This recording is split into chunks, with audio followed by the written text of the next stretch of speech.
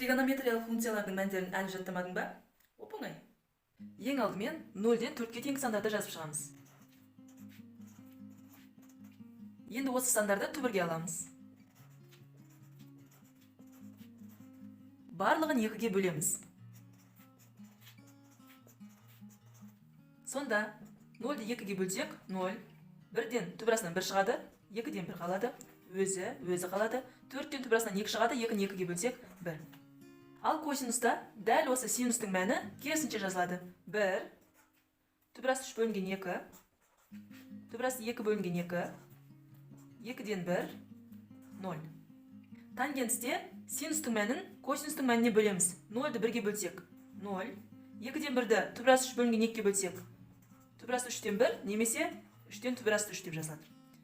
Мұнаны мынаған бөлсек 1, 2-ден түбірасы 3-ті 2-ден 1-ге бөлетін болсақ, түбірасы 3-тің өзі қалады. 1-ді 0-ге бөле алмаймыз, 0-ге ешқандай сан бөлінбейді, сондықтан мына жерде мән болмайды. Котангенстің мәнінде дәл осы тангенстің мәнін керісінше жазып шығамыз. Ешқандай мән болмайды. Түбірасы 3, 1 бөлінген түбірасы 3, 0. Осындай лайфхактарды жіберіп алмас үшін менің YouTube каналыма тіркелуді ұмытпаңыз.